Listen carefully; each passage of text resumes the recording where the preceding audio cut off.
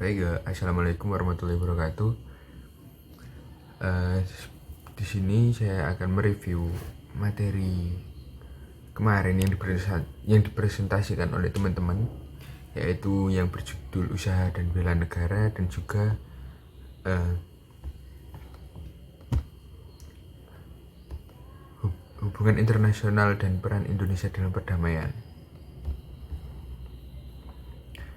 Baik, pengertian bela negara adalah sebuah konsep yang disusun oleh perangkat perundangan dan petinggi suatu negara tentang patriotisme seseorang, suatu kelompok, atau seluruh komponen dari suatu negara dalam kepentingan mempertahankan eksistensi negara tersebut. Dan landasan konsep bela negara adalah adanya wajib militer. Subjek dari konsep ini adalah tentara atau perangkat pertahanan negara lainnya, baik sebagai pekerjaan yang dipilih atau sebagai akibat dari rancangan tanpa sadar.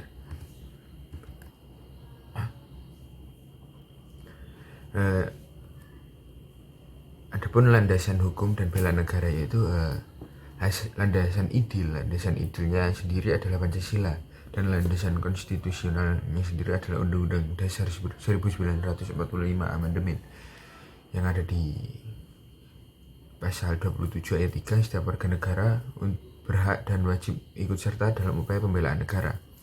Yang kedua, pasal 30 ayat 1 dan 2, yang ayat 1 yang berbunyi tiap-tiap warga negara berhak dan wajib ikut serta dalam usaha pertahanan dan keamanan negara. Dan yang kedua, usaha pertahanan keamanan negara dilaksanakan melalui Sinsan Kamrata, TNI sebagai komponen utama dan rakyat sebagai komponen pendukung. Dan landasan operasionalnya yaitu Undang-Undang Nomor 3 Tahun 2002 yang berbunyi yang pertama pendidikan kewarganegaraan, yang kedua pelatihan dasar kemiliteran secara wajib, yang ketiga pengabdian sebagai prajurit TNI secara sukarela, dan yang terakhir pengabdian sesuai profesi. Contoh-contoh bela negara, yang pertama yaitu melestarikan budaya, yang kedua belajar dengan rajin bagi para pelajar, dan taat akan hukum dan aturan-aturan negara.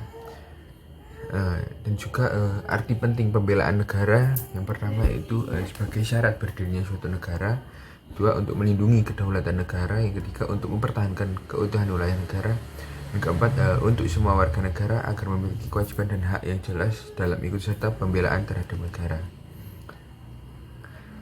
Alasan bela negara sendiri menurut saya menurut kemarin yang dipresentasikan itu ada 4, yaitu menghormati dan menghargai para pahlawan yang telah berjuang merebut kemerdekaan, yang kedua yaitu ingin memajukan negara, dan ketiga ingin mempertahankan negara jangan sampai dijajah kembali oleh negara lain, dan yang keempat meningkatkan harkat dan martabat bangsa di mata dunia internasional. Bentuk-bentuk bela negara itu ada 2, secara fisik dan juga secara non fisik. Kalau secara fisik itu segala upaya untuk mempertahankan kedaulatan negara dengan cara berpartisipasi secara langsung dalam upaya kepembelaan negara. Untuk secara non fisik yaitu segala upaya untuk mempertahankan NKRI dengan cara meningkatkan kesadaran berbangsa dan bernegara, menanamkan kecintaan pada tanah air, serta berperan aktif dalam upaya memajukan bangsa sesuai dengan profesi dan kemampuannya.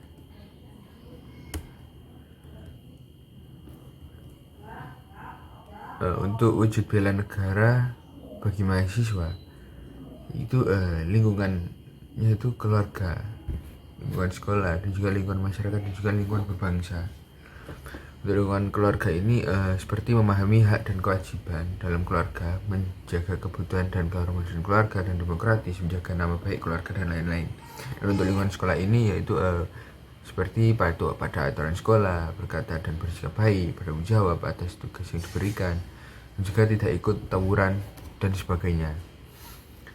Dan yang ketiga ini lingkungan masyarakat, itu yang aktif dalam kegiatan masyarakat, rela berkorban untuk kepentingan masyarakat, dan lain-lain. Untuk lingkungan berbangsa dan bernegara itu menghormati jasa pahlawan, berani memukakan pendapat, melestarikan adat dan budaya asli daerah. Pengertian pertahanan negara ini sendiri memiliki arti yaitu segala usaha untuk mempertahankan kedaulatan negara, keutuhan wilayah NKRI, dan keselamatan bangsa dari segala bentuk ancaman dan gangguan terhadap keutuhan bangsa dan negara. Dan untuk materi selanjutnya yaitu hubungan internasional dan peran Indonesia dalam perdamaian dunia.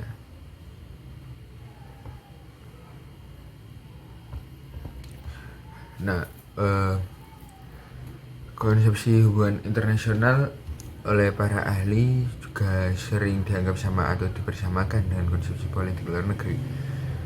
Untuk hubungan luar negeri ini dan politik internasional, ada ketiga konsep tersebut yang memiliki makna yang berbeda satu sama lain, akan tetapi mempunyai persamaan yang cukup mendasar dalam hal ruang lingkupnya dan melampaui batas-batas negara,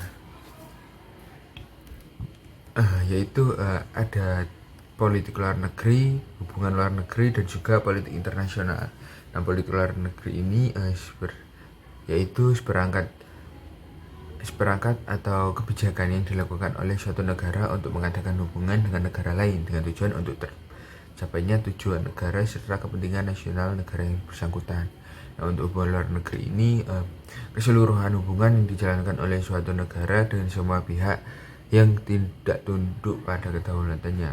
Nah, untuk politik internasional ini politik antar negara yang mencakup kepentingan dan tindakan beberapa atau semua negara, serta proses interaksi antar negara maupun antar negara dengan organisasi internasional. Nah, peran Indonesia ini sangat berpengaruh dalam hubungan internasional dengan memberikan 6 contoh, yaitu mengirim duta besar ke beberapa negara. Yang kedua, OPEC atau merupakan organisasi negara pengekspor minyak yang terdiri dari 12 negara produsen minyak. Dan ketiga, APEC merupakan forum kerjasama ekonomi yang terdiri dari 20 negara anggota yang tersebar di seantero benua Asia. Dan yang keempat itu MIE, lebih dikenal dengan sebutan Pasar Bebas Asia Tenggara. Dan yang kelima itu OKI. OKI ini sebagai reaksi negara-negara Islam atas tindakan Israel yang membakar Masjid Al-Aqsa pada tanggal 21 Agustus 1969. Dan yang terakhir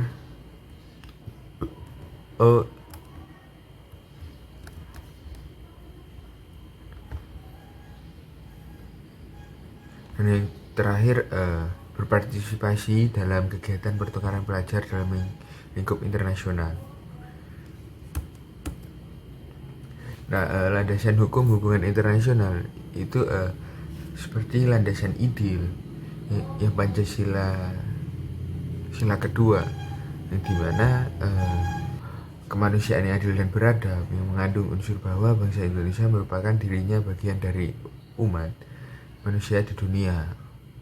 Oleh karena itu dikembangkan sikap hormat menghormati dan bekerja sama dengan bangsa lain. Yang kedua yaitu landasan konstitusional.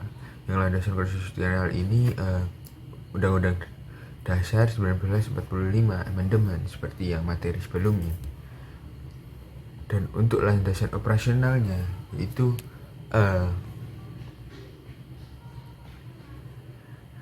seperti ketetapan MPR, undang-undang, peraturan presiden. Nah, untuk peran Indonesia dalam upaya perdamaian itu yang pertama menjadi anggota PBB, memprakarsai penyelenggaraan KAA, yang ketiga pendiri GNB, dan keempat pendiri ASEAN. Nah, untuk review materi week 13 ini sendiri menurut saya cuman itu saja yang saya pahami. Mungkin kurang lebihnya mohon maaf. Wassalamualaikum warahmatullahi wabarakatuh.